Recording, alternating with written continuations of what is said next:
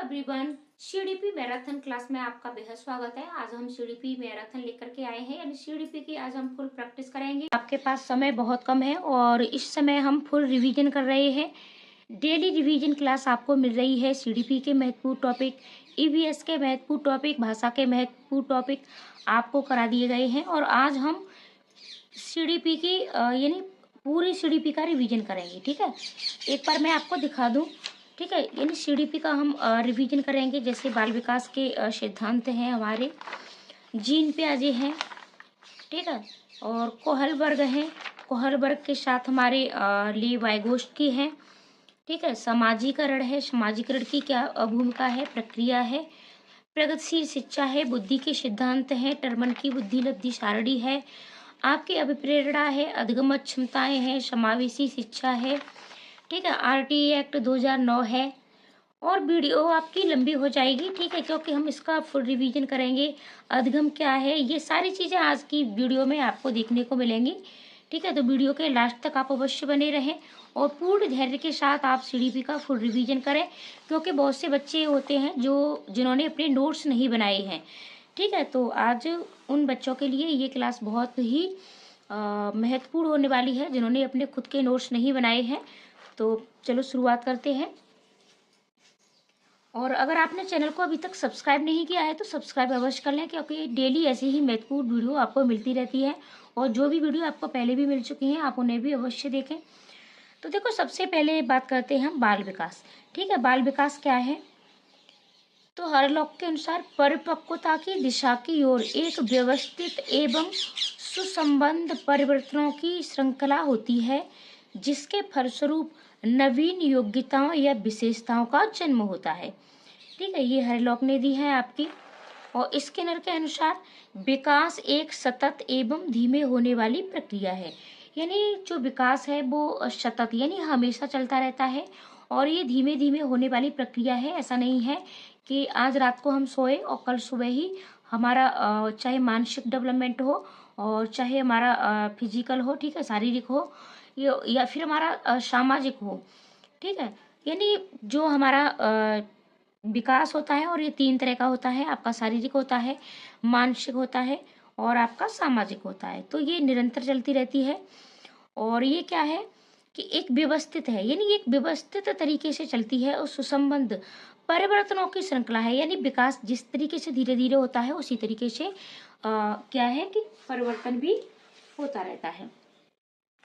और ज़्यादा मतलब डिटेल में नहीं पढ़ेंगे, लेकिन आपका इससे फुल रिवीजन होगा। बाल विकास के सिद्धांत, विकास का एक निश्चित प्रतिरूप होता है। ठीक है, यानी अब इसमें क्या है कि एक निश्चित प्रतिरूप के अनुसार विकास होता है।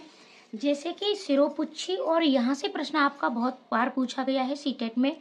सिरोपुच्छी या मस्तकाधोमुखी भी कहते हैं क्रम, यानी विकास पहले सिर से पैर की ओर होता है। यानी पहले सिर का विकास होगा और फिर नीचे का। ठीक है, सिर से पैर की तरफ होता है। जैसे पहले सिर बना, फिर गर्दन, फिर ठीक है, और नीचे का हिस्सा इस तरीके से पैर की ओर होता है। दूसरा है आपका निकट दूर का विकास। यहाँ से भी प्रश्न सीटेट में आपका बहुत बार पूछा गया है।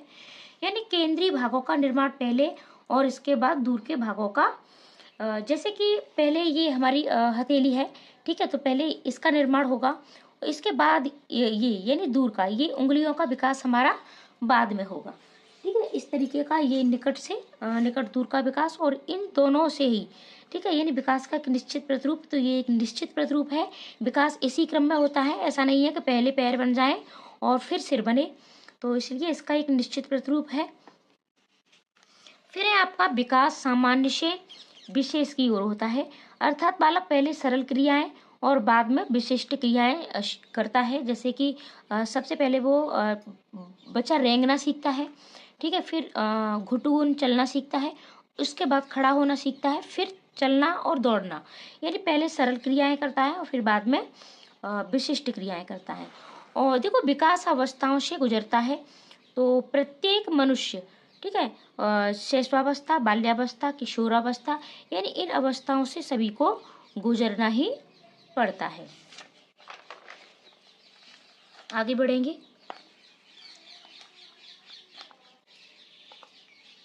निरंतरता का सिद्धांत यानी विकास निरंतर चलता रहता है आपका। अविलोमिता का सिद्धांत यानी उल्टा नहीं होता, ठीक है, विकास उल्टा नहीं होता।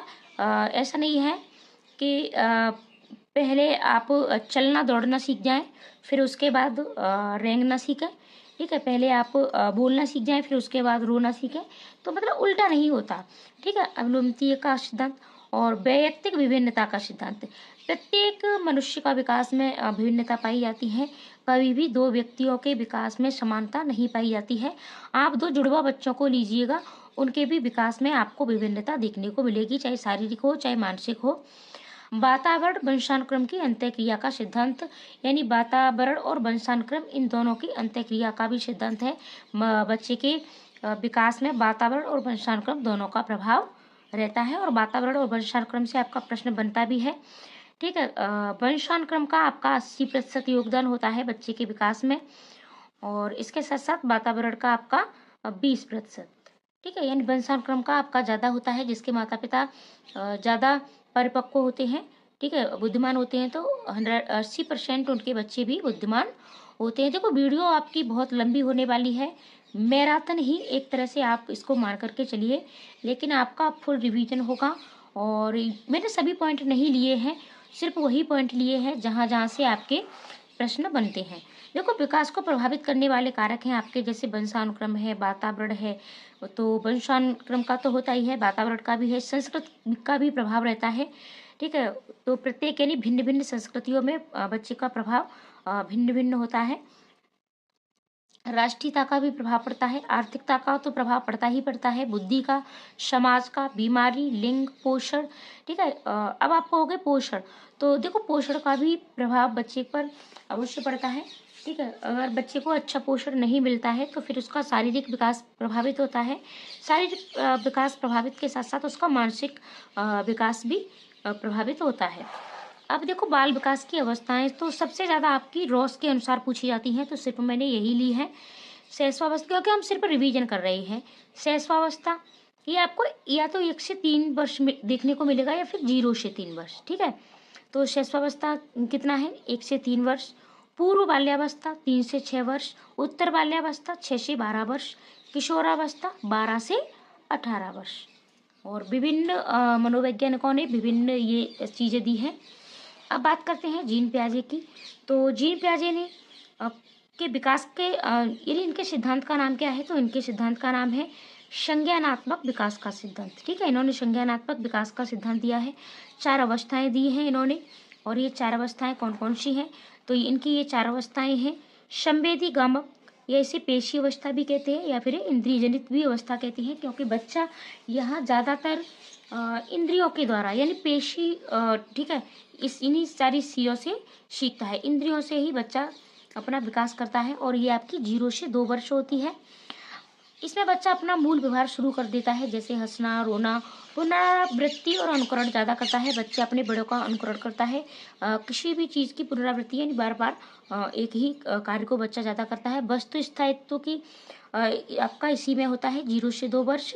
और यानी वस्तु स्थायित्व किसे कहते हैं, न दिखने पर भी वस्तु का अस्तित्व, ठीक है। बच्चे को अपनी माँ नहीं दिख रही है लेकिन उसे पता है कि माँ है, ठीक है। उसे खाने की कोई भी वस्तु नहीं दिख रही है लेकिन वो रो करके मांगता है क्योंकि उसे पता है।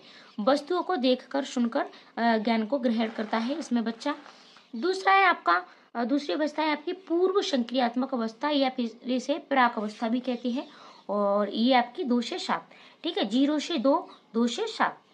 और जीव बात की इसमें शुरू हो जाता है बच्चा, जीव बात तो यानी खिलौनों को जीवित समझने लगता है। अविलोमिता यानी मूल बिंदु पर बच्चा नहीं लौट पाता है और पड़ोसी बच्चों के साथ बच्चे का ज़्यादातर खेलना शुरू हो जाता है। अहम केंद्रित यानी सिर्फ अपने बारे में सोचता है, अपने खिलौनों को दूसरों के साथ शेयर भी नहीं करता, ठीक है। तो सारी चीज़ें खाने पीने की वस्तु ही बच्चा सिर्फ अपने आप पर ही लेता है। अहम केंद्रित है, अहम केंद्रित वार्ता भी बच्चा करता है, अपने आप से बातें करना बच्चा शुरू करता है। तीसरी अवस्था होती है आपकी ठोस मूर्त संक्रियात्मक अवस्था, ये आपकी 7 से 11 वर्ष। तो इसमें बच्चा तर्क आधारित चिंतन शुरू कर देता है, मूर्त चिंतन करता है, ठीक है। यहाँ आपका अमूर्त चिंतन नहीं होता है 7 से 11 में, ठीक। इसे ठोस संक्रियात्मक अवस्था भी कहते हैं और मूर्त संक्रियात्मक अवस्था भी कहते हैं। क्रमबद्धता निर्मित करना, यानी बच्चा क्रम से चीज़ों को लगाना सीख जाता है। भार, क्रम, आकार आदि की समझ हो जाती है, ठीक है, कि क्रम कितना है। और आपका ये 2 से 7 वर्ष की जो अवस्था होती है वहाँ बच्चा नहीं जानता है इन सारी चीज़ों को। और संरक्षण, परिरक्षण, ये सारी चीज़ें आपकी बच्चा इसमें सीख जाता है। चौथी अवस्था है आपकी अमूर्त या औपचारिक संक्रियात्मक अवस्था जिसे कहते हैं, और ये आपकी 11 से 15 है। अमूर्त चिंतन बच्चा इसमें करने लगता है, अपसारी चिंतन, तार्किक चिंतन और समस्या का समाधान भी स्वयं से बच्चा करना सीख जाता है। देखो स्कीमा आपका बहुत पूछा जाता है, तो स्कीमा क्या है और स्कीमा ये किसने दिया है? जीन पियाजे, हमेशा याद रखना है, ठीक है। संक्रिया ये भी आपका जीन पियाजे, समायोजन ये भी आपका जीन पियाजे, और इसके साथ साथ आपका आता है समावेशन, ठीक है, तो ये भी आपका जीन पियाजे। स्कीमा बच्चे की सूचना का भंडार गृह, ठीक है, यानी बच्चा जो भी सीखता है तो उसे अपने यानी भंडार कर लेता है, उसे उन्होंने स्कीमा का नाम दिया है। खिलौनों को तोड़कर जोड़ने की कोशिश ये संक्रिया होती है। नई जानकारी मिलने पर, पुरानी जानकारी के गलत हो जाने पर जानकारी को फिर से व्यवस्थित करना, यानी पुरानी जानकारी को हटा दे करके बच्चा व्यवस्थित करता है, ये समायोजन है। और समावेशन, नई जानकारी को पुरानी जानकारी में बिना अंतर किए जोड़ना, ठीक है, ये समावेशन है। समायोजन, समावेशन, संक्रिया, स्कीमा, यहाँ से भी प्रश्न आपके बहुत ज़्यादा पूछे जाते हैं। अब देखो बात करते हैं हम लॉरेंस कोहलबर्ग की। इन्होंने कौन सा विकास का सिद्धांत दिया है? तो इन्होंने नैतिक विकास का सिद्धांत दिया है, और डिटेल में आपको जीन पियाजे, कोहलबर्ग, वाइगोत्स्की के ऊपर वीडियो पहले ही दिया चुकी है, लेकिन अब आपके पास समय नहीं है पढ़ने के लिए, और आप पढ़ना भी मत, आपका यहाँ से ही हो जाएगा। नैतिक विकास की 3 अवस्थाएं तथा 6 चरण प्रतिपादित किए। देखो यहाँ से प्रश्न आपका बनता है, अगर आपसे अवस्थाएं पूछ ली जाए तो 3, ठीक है, और चरण पूछ लिए जाएं तो आपके 6। सबसे पहली है इनकी पूर्व या प्राक या रूढ़गत नैतिकता का स्तर। और देखो कभी कभी आप भूल जाते हो तो इसे आप प्री से याद रखें, ठीक है, इंग्लिश वाले उसमें आप देख लें, ठीक है, प्री, और फिर दूसरे में आपका सिर्फ कन्वेंशन, और तीसरे में आपका पोस्ट, यानी प्री, पोस्ट, और तीसरा आपका, ठीक है, कुछ भी नहीं है, ये ट्रिक है इसको याद रखने की। तो पूर्व और प्राक, और ये आपका 3 से 10 वर्ष या फिर आपको 4 से 10 वर्ष का देखने को मिलेगा, कोई एक मिलेगी इनमें से, ठीक है। इसमें बच्चा आज्ञा एवं दंड की अवस्था, अहंकार की अवस्था, ठीक है, यानी बच्चा इस अवस्था में प्रत्येक चीज, यानी आज्ञा का पालन करता है ज्यादातर, अपने बड़ों का, अपने माता पिता का, और दंड का भी, दंड की अवस्था होती है, यानी उसे दंड की भी अवहेलना नहीं करता, और दंड के भय से भी नैतिकता का विकास होता है। और देखो डिटेल में हम बहुत सारी चीजें पढ़ चुके हैं। परंपरागत रूढ़गत नैतिकता का स्तर, ये आपका दूसरा है, तो ये आपको 10 से 13 वर्ष में देखने को मिलेगी। तो इसमें प्रशंसा की अवस्था, अच्छा लड़का, अच्छी लड़की, तो इस तरीके से बच्चा कार्य करता है। और सामाजिक व्यवस्था के प्रति सम्मान की अवस्था, तो बच्चा जो भी समाज के नियम है तो उनके प्रति बच्चे को सम्मान रहता है, ठीक है। तीसरी है आपकी उत्तर परंपरागत रूढ़वादी अवस्था, और ये 13 से 16 वर्ष या 13 से ऊपर, ठीक है। और सामाजिक अनुबंधन उन्मुखता, यानी समाज के प्रति बच्चे सिद्धांत अपने बनाने लगता है, तर्क भी करने लगता है। सार्वभौमिक नैतिक सिद्धांत उन्मुखता, यानी जो सार्वभौमिक नैतिक सिद्धांत है उनके प्रति बच्चा अपना दृष्टिकोण रखना शुरू कर देता है, और वो यहाँ सीख जाता है कि यानी नियमों में परिवर्तन भी होता है, ठीक है। जो नियम वो शुरू से देखता आ रहा था, तो इनमें कुछ दूसरे भी यानी नियम है जो हमारे, उनमें परिवर्तन होता रहता है। अब बात करते हैं लेव वाइगोत्स्की की। तो लेव वाइगोत्स्की के इनके सिद्धांत का नाम है सामाजिक सांस्कृतिक सिद्धांत, सामाजिक संरचना का सिद्धांत भी कहा जाता है, सामाजिक संज्ञानात्मक विकास का सिद्धांत भी होता है। संज्ञानात्मक विकास अगर आपको अकेला मिल जाए तो जीन पियाजे, सामाजिक जुड़ जाए, जहां भी बात सामाजिक आ जाए आपका, चाहे सामाजिक सांस्कृत हो, सामाजिक संरचना हो, सामाजिक संज्ञानात्मक हो, लेव वाइगोत्स्की हैं आपके, ठीक है। इन्होंने महत्वपूर्ण कारक माना है बच्चे के विकास में परिवार को, मित्र को, समाज और विद्यालय, ठीक है। और इनकी 2 महत्वपूर्ण अवधारणाएं हैं, जैसे जेड का सिद्धांत दिया इन्होंने, तो वास्तविक विकास के, जिसे जॉन प्रोक्सिमल डेवलपमेंट, वास्तविक विकास के स्तर तथा संभाव्य विकास के अंतर के बीच का क्षेत्र निकट विकास का क्षेत्र जेड कहलाता है, यानी निज वाक, निज भाषा या आंतरिक वो, ठीक है। यानी बच्चा अपने आप से जो बातें करता है, ठीक है। तो जीन प्याजे कहते हैं अहम केंद्रित वार्ता, और आपके बायगोष्ठी क्या कहते हैं, निजवॉक या निज भाषण या आंतरिक भाषा। देखो जो वास्तविक विकास होगा बच्चे का, और ठीक है जो मतलब हो चुका है, और संभाव्य यानी कितनी संभावना है उसके बीच का अंतर है, ठीक है। तो जो उसी अंतर को जड़ पीढ़ी आपका कहा गया है। और यहाँ से प्रश्न आपका बहुत पूछा जाता है, स्कैफोल्डिंग, ठीक है। ये पहाड़िया ढांचा, हिंदी में आपको पहाड़िया ढांचा मिलेगा, तो आपको समझ में नहीं आए तो स्कैफोल्डिंग, ठीक है। आप इंग्लिश वाले ऑप्शनों को अवश्य देखा करें। वयस्कों द्वारा दी जाने वाली सहायता को पहाड़िया ढांचा कहते हैं। विकास को सामाजिक संदर्भ से अलग नहीं किया जा सकता, ऐसा इनका कहना था, ठीक है। और विकास यानी शारीरिक, मानसिक और सामाजिक विकास आपका किस तरीके का होता है, तो आपका शारीरिक भी होता है, मानसिक होता है और सामाजिक होता है। अब बात समाजीकरण की कर लेते हैं। तो समाजीकरण एक ऐसी प्रक्रिया है जो नवजात शिशु को सामाजिक प्राणी बनाती है। समाजीकरण का कार्य समाज में रहकर ही संभव है, समाज से अलग रहकर नहीं। ये व्यक्तियों को सामाजिक परंपराओं, प्रथाओं, रूढ़ियों, मूल्यों, आदर्शों आदि का पालन करना और विपरीत सामाजिक परिस्थितियों में अनुकूलन करना सिखाता है। अब बात करते हैं समाज और बालक की। तो पालन पोषण, सहानुभूति, सहकारिता, निर्देश, आत्मीकरण, पुरस्कार एवं दंड, अनुकरण, सामाजिक शिक्षण आदि बालक के समाजीकरण के महत्वपूर्ण कारक हैं, ठीक है। तो यानी महत्वपूर्ण कारक क्या है बच्चे के समाजीकरण के, तो ये सभी आपके महत्वपूर्ण कारक हैं। और समाजीकरण करने वाले तत्व हैं आपके परिवार है, विद्यालय है, पड़ोस है, साथी है, समुदाय है, धर्म है, ठीक है। तो इन सब में बच्चे का समाजीकरण होता है। अब बात करते हैं हम प्रगतिशील शिक्षा की, ठीक है। तो प्रगतिशील शिक्षा की अवधारणा में जॉन डीवी का विशेष योगदान है। शिक्षा का एकमात्र उद्देश्य बालक की शक्तियों का विकास है। जॉन डीवी शिक्षा को निश्चित या स्थिर प्रक्रिया न मानकर एक प्रगतिशील प्रक्रिया माना है, यानी निरंतर चलने वाली, परिवर्तन होता रहता है, उनका ये माना है, जो समय, देश, जरूरत, परिस्थिति के अनुसार बदलती रहती है। यानी इसमें प्रगतिशील शिक्षा का अर्थ है परिवर्तन, ठीक है। विद्यालय समाज का लघु रूप है, ये जॉन डीवी ने कहा है। और महत्वपूर्ण तत्व रुचि और प्रयास और प्रोजेक्ट प्रणाली आपकी जॉन डीवी ने ही दी है, ठीक है। यानी जो भी बच्चा सीखता है तो उसमें दो कारण सबसे महत्वपूर्ण होते हैं, ठीक है, रुचि और प्रयास। जब तक रुचि नहीं होगी तब तक हम किसी चीज़ को करने का प्रयास नहीं करेंगे, और जब तक प्रयास नहीं करेंगे तब तक हम कोई भी कुछ भी नहीं सीखेंगे। अब बात करते हैं बुद्धि की, और बुद्धि से भी प्रश्न आपका बनता है। बुद्धि शब्द का प्रयोग सामान्यतः प्रतिभा, ज्ञान एवं समझ इत्यादि कई अर्थों में किया जाता है। यह वह शक्ति है जो हमें समस्याओं का समाधान करने एवं उद्देश्यों को प्राप्त करने में सक्षम बनाती है। यानी हमारी जो भी समस्याएं हैं, जो भी समाधान हमें करने की शक्ति देती है, और उद्देश्यों को प्राप्त करने के लिए में सक्षम भी बनाती है। टर्मन के अनुसार बुद्धि अमूर्त विचारों के संदर्भ में सोचने की योग्यता है, ठीक है। और बुद्धि के कुछ सिद्धांत हैं और ये आपके पूछे भी जाते हैं। एक कारक विने, द्विकारक स्पीयरमैन, बहुकारक थॉर्नडाइक, प्रतिदर्श थॉमसन, त्रियामी गिलफोर्ड, समूह कारक थर्स्टन।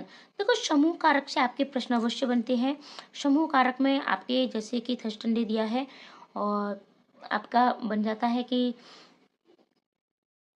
यानी बुद्धि में आपकी जो म्यूजिशियन में कौन सी बुद्धि पाई जाती है, इस तरीके से। यानी वो प्रश्न आपका 2024 में पूछा भी गया था। का और ख है त्रितंत्र का आपका स्टर्नबर्ग। और अब है आपका टर्मन की बुद्धि लब्धि सारणी।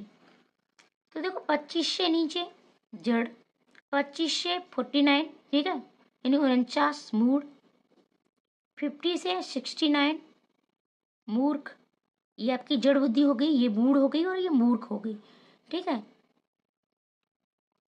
70 से 79 निर्बल या कमजोर बुद्धि, 80 से 89 सामान्य से नीचे, 90 से 109 सामान्य, ठीक है, 110 से 119 यानी 110 से 119 सामान्य से ऊपर, और 120 से 129 कुशाग्र तीव्र या श्रेष्ठ बुद्धि, 130 से 139 अति कुशाग्र या अतिश्रेष्ठ, और 140 प्लस। ठीक है, तो ये आपके प्रतिभाशाली बच्चे होते हैं और यहाँ से भी प्रश्न आपका पूछ लिया जाता है टर्मन की बुद्धि लब्धि।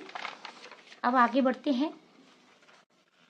देखो, कम से कम समय में मैं आपको पूरी सीडीपी की रिवीजन कराने की कोशिश कर रही हूँ। जिन लोगों ने भी आपने मतलब नोट्स नहीं बनाए हैं उनका फुल रिवीजन हो जाएगा। और अगर आप लोग चाहते हैं कि आपको इसकी पीडीएफ मिल जाए तो आप हमारे टेलीग्राम चैनल को ज्वाइन करें, लिंक मैं डिस्क्रिप्शन में हमेशा डालती हूँ, वरना आप वंदना अकेडमी नाम से ही सर्च करोगे और यही लोगो है सेम, आपको मिल जाएगा। अभिप्रेरणा, देखो अभिप्रेरणा क्या है, यानी प्रेरणा कार्य को आरंभ करने, जारी रखने और नियमित करने की प्रक्रिया है। यानी जब भी हम कोई कार्य करते हैं तो जब अंदर से अप्रेरित नहीं होंगे तब तक उस कार्य को नहीं करेंगे, और उस कार्य को अंत तक करना, ठीक है, अंत तक यानी लक्ष्य को प्राप्त करना ही हमारी प्रेरणा कहलाती है। और ये दो तरह की होती है, सकारात्मक और नकारात्मक। सकारात्मक में आपकी आंतरिक प्रेरणा आती है, नकारात्मक में आपकी बाह्य प्रेरणा आती है। यानी बच्चा जब अंदर से प्रेरित होता है, ठीक है, अंदर से प्रेरित बच्ची बात आ जाए तो ये आपका पॉजिटिव पॉइंट होता है, और बाह्य प्रेरित ये आपका निगेटिव पॉइंट होता है। ठीक है, और बाह्य प्रेरित में यानी बच्चा पुरस्कार के लिए पढ़ता है कि उसको पुरस्कार मिलेगा, उसको पैसे मिलेंगे या उसको ये सारी चीज़ें मिलेगी। लेकिन बच्चा जब आंतरिक अंदर से प्रेरित होता है तब अच्छा सीखता है, और ये एक सकारात्मक प्रेरणा है। अब बात करते हैं अधिगम अक्षमताएं। यहाँ से भी प्रश्न आपका पूछा जाता है, और यहाँ से प्रश्न आपका सिर्फ सीडीपी में ही नहीं मैथ में भी आपका पूछा जाता है। मैथ के साथ साथ आपका भाषा के दोनों ही यानी दोनों भाषाओं में आपके प्रश्न बनते हैं, तो इसे आप बहुत अच्छे से पढ़ लें। डिसलेक्सिया, ये डिसलेक्सिया आपकी पठन विकार से संबंधित होती है। ठीक है, तो इसकी ट्रिक है यानी लेक्सिया, और ये पढ़ने से होती है। डिसलेक्सिया और ग्राफिया ये दोनों आपको अच्छे से देखनी है। देखो ग्राफिया यानी पेपर पेंसिल के साथ हम जब पढ़ते हैं, ठीक है, तो इसके लिए पेपर पेंसिल यानी लिखने के लिए चाहिए होता है, तो ग्राफिया लेखन से, लेक्सिया आपके पढ़ने से। और डिसकैलकुलिया ये गणना विकार, और कैलकुलेटर, ठीक है, कैलकुलेटर और कैलकुलेटर से हम गणना करते हैं तो गणना विकार। प्रैक्सिया जब किसी चीज़ की ज़्यादा प्रैक्टिस करते हैं तो थकावट होती है, और नींद के कारण, ठीक है, सूक्ष्म गतिक कौशलों का प्रभावित होना। और ये तीनों आपके सूक्ष्म गतिक कौशल में आते हैं, पढ़ना, लिखना, गणना। ठीक है, बुलिमिया खाने का विकार, डिस्फेजिया या फिर अफेजिया भी होता है, ये मौखिक संप्रेषण में कमी। डिस्थीमिया तनाव परीक्षाओं के दौरान। और प्रश्न आपका यहाँ से, ठीक है, कम से कम 4 से 5 प्रश्न आपके अवश्य पूछे जाते हैं पूरे सीटेट में। ठीक है, मान के चलिए एक प्रश्न आपका सीडीपी में पूछा गया, एक प्रश्न आपका गणित में पूछा गया, और दोनों भाषाओं में 2, तब भी आपके 4 प्रश्न होते हैं, जबकि कभी कभी आपके 5 और कभी कभी आपके 6 प्रश्न भी पूछ लिए जाते हैं। तो इस चीज़ को आप अच्छे से सीखें। और भाषा में आपका पठन वैफल्य इस तरीके से पूछ लिया जाता है, तो वहाँ आपको थोड़ा इंग्लिश वाला देख लेना है, ठीक है, समझ के साथ। अब बात करते हैं समावेशी शिक्षा। तो समावेशी शिक्षा क्या है? जाति, धर्म, लिंग, शारीरिक क्षमता के आधार पर बिना भेदभाव किए शिक्षा सामान्य कक्षा में देना ही समावेशी शिक्षा है। एक ही कक्षा में दिव्यांग, सामान्य, प्रतिभाशाली, मंदबुद्धि सभी बच्चों को समान शिक्षा देना समावेशी शिक्षा है। ठीक है, यानी आपको अपनी एक ही कक्षा में सभी बच्चों को शिक्षा देनी है, चाहे आपके प्रतिभाशाली हो, चाहे दिव्यांग हो, चाहे सामान्य हो, कोई भी भेदभाव आपको नहीं करना है। अब बात करते हैं एनसीएफ 2005 के, तो डिटेल में नहीं पढ़ेंगे, लेकिन इसके जो 5 यानी मार्गदर्शी सिद्धांत हैं। ज्ञान को स्कूल के बाहरी जीवन से जोड़ना, रटंत्र प्रणाली से मुक्त किया जाए, परीक्षा को लचीला बनाया जाए, गतिविधि आधारित अधिगम, राष्ट्रीय मूल्यों के प्रति आस्थावान। और प्रमुख सूत्र है इसका, बिना भार के अधिगम, लर्निंग विदाउट बर्डन। ठीक है, मातृभाषा को वरीयता, त्रिभाषा फार्मूला, कक्षा 2 तक कोई परीक्षा नहीं, भाषा के कौशलों का विकास। ठीक है, आपके जो भाषा के 4 कौशल हैं, ठीक है, LSRW, तो इन चारों का बच्चे में विकास करने की बात आपकी एनसीएफ 2005 में कही गई है। ठीक है। एनसीएफ 2005 आपके गृह कार्य का विरोध करता है। सीखने में यांत्रिकता यानी बार बार रिपीटेशन नहीं होनी चाहिए आपकी। चहुमुखी विकास की बात कही गई है। समावेशी वातावरण होना चाहिए। पोर्टफोलियो आकलन होना चाहिए। पोर्टफोलियो आकलन आप जानते हैं कि बच्चे की पूरा ब्यौरा होता है कि बच्चे ने ठीक है, जैसे कि चारों भाषाओं का भी अलग अलग दिया जाता है। मौखिक में कितना है, ठीक है, और आपका लिखित में कितना है, बच्चे ने खेलकूद में कितना दिया, संगीत में कितना दिया। 4 क्षेत्रों पर विशेष ध्यान दिया गया है और ये है आपके कला, काम, स्वास्थ्य एवं शारीरिक शिक्षा और शांति। 5 विधियों पर जोर देता है हमारा एनसीएफ 2005। करके सीखना, निरीक्षण विधि, परीक्षण विधि और मिश्रित विधि। एनसीएफ 2005 हमारा कहता है शिक्षक ज्ञान का स्रोत नहीं है। ठीक है, यानी शिक्षक क्या है, शिक्षक एक सुगम करता है। अब बात करते हैं हम आरटीई एक्ट 2009 की। तो वर्ष 2002 में संविधान के 86वें संशोधन द्वारा अनुच्छेद 21, ठीक है, 21A में 6 से 14 वर्ष तक के सभी बच्चों को मुफ्त एवं अनिवार्य शिक्षा उपलब्ध कराने का प्रावधान किया गया था और 1 अप्रैल 2010 से जम्मू कश्मीर को छोड़कर ये पूरे देश में लागू भी हुआ था। धारा 3 कहती है 6 से 14 वर्ष तक के सभी बच्चों को निःशुल्क एवं अनिवार्य शिक्षा। धारा 23 में शिक्षक की योग्यताओं का वर्णन किया गया है, जैसे आपका टेट है, सी टेट है, ठीक है, और बीएड, बीटीसी, ये सभी यानी योग्यताओं का वर्णन किया गया है। धारा 17 शारीरिक व मानसिक दंड पर रोक, आप बच्चे को कोई भी दंड नहीं दे सकते हैं। धारा 16 फेल करने पर रोक, बच्चे को आप फेल भी नहीं कर सकते हो। दिव्यांग बच्चों के लिए 18 वर्ष तक मुफ्त शिक्षा है। और प्रश्न आपका यहाँ आपका कंफ्यूजन वाला हो जाता है, तो दिव्यांग बच्चों की बात आपको 18 वर्ष और सामान्य बच्चे आपके 14 वर्ष। कक्षा 8 तक शिक्षा मातृभाषा में ही दी जाएगी। ये सभी आपके आरटीई एक्ट 2009 में कहे गए हैं। अब बात करते हैं हम अधिगम की। अधिगम क्या है? अधिगम का तात्पर्य है सीखना। ठीक है, सीखना ही हमारा अधिगम कहलाता है। अभ्यास एवं अनुभव द्वारा व्यवहार में वांछनीय परिवर्तन अधिगम है। गिलफोर्ड कहते हैं व्यवहार द्वारा व्यवहार में परिवर्तन ही अधिगम है। क्रो एंड क्रो आदतों, ज्ञान, अभिवृत्तियों का अर्जन अधिगम है। अब देखो, अधिगम समायोजन है। अधिगम सतत चलता रहता है। अधिगम एक प्रक्रिया है, न कि परिमाण। अधिगम का स्थानांतरण होता है। अधिगम समस्या समाधान है। अधिगम लक्ष्योन्मुखी होता है, यानी अधिगम जिससे हम अपना लक्ष्य प्राप्त करते हैं। समस्या का समाधान भी अधिगम से होता है। तो ये सारी चीजें हैं। अधिगम सतत प्रक्रिया है, यानी सतत हमेशा चलता रहता है। हमेशा हम कुछ न कुछ सीखते ही रहते हैं। अधिगम की कुछ विधियां हैं।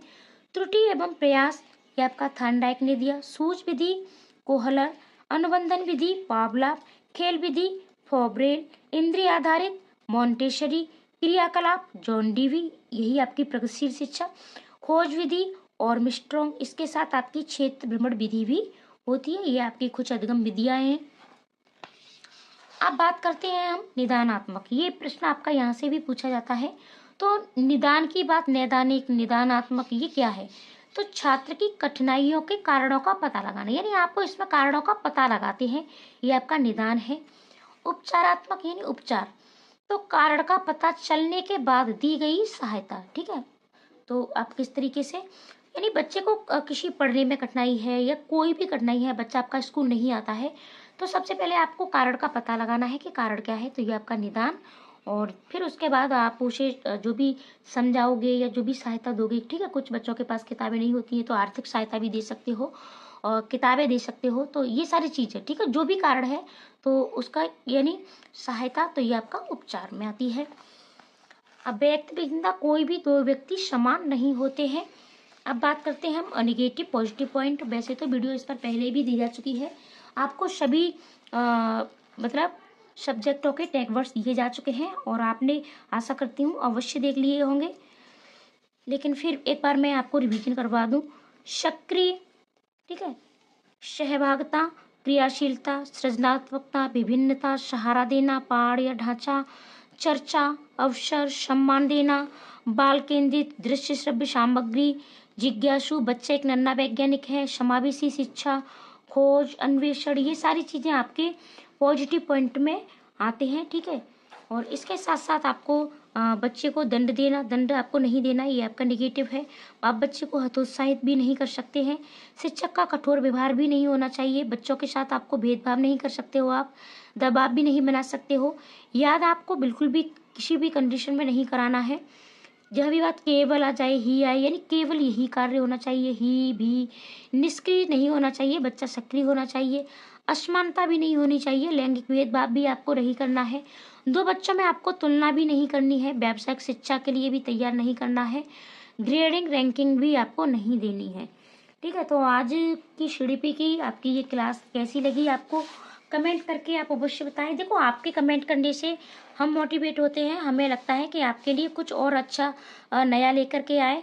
क्या ये आपके लिए कैसी लगी क्लास, ये कमेंट करके अवश्य बताएं। वीडियो को लाइक भी कर दें और अपने दोस्तों को शेयर भी कर दें। ठीक है, वीडियो की क्वालिटी थोड़ा हो सकती है कि आपको 240 पिक्सल नहीं मिले। ठीक है, 240 पिक्सल नहीं मिले, लेकिन आप 360 पर भी इसे अवश्य देखें। इसमें अगर आप चाहते हो कि आपके 30 में से 30 नंबर आए, तो ये आपको पूरे 30 में से 30 नंबर दिलाएगी। तो मिलते हैं ऐसी ही अगली वीडियो के साथ। आज के लिए इतना ही, धन्यवाद।